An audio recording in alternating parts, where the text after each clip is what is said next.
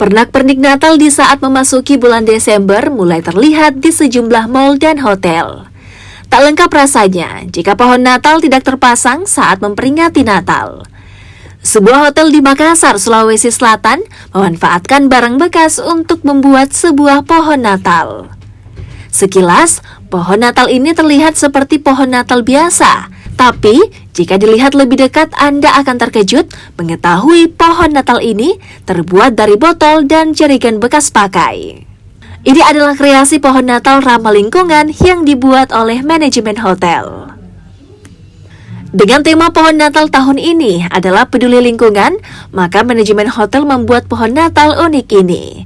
Material pohon Natal terdiri dari 20 botol air mineral bekas pakai dan puluhan jerigen saus dan minyak goreng berbagai ukuran yang kemudian disusun membentuk pohon Natal. Material pohon Natal telah lama dikumpulkan lalu dibersihkan. Tak hanya pohon Natal, manajemen hotel juga membuat boneka salju dari barang bekas yang terdiri dari ratusan gelas air mineral dan dibentuk hingga menjadi boneka salju yang lucu dan menggemaskan.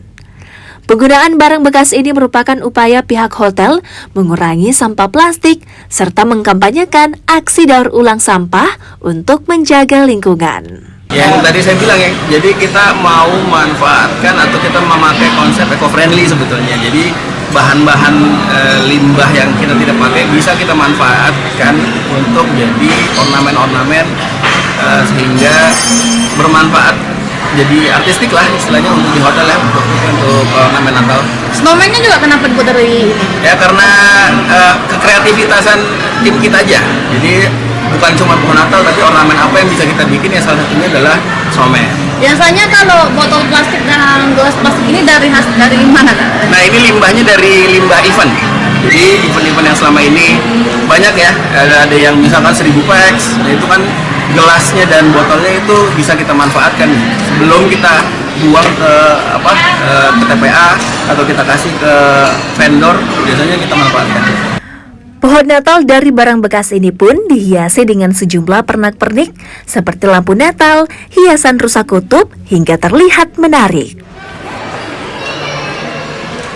Nila Rustam, Kompas TV Makassar, Sulawesi Selatan.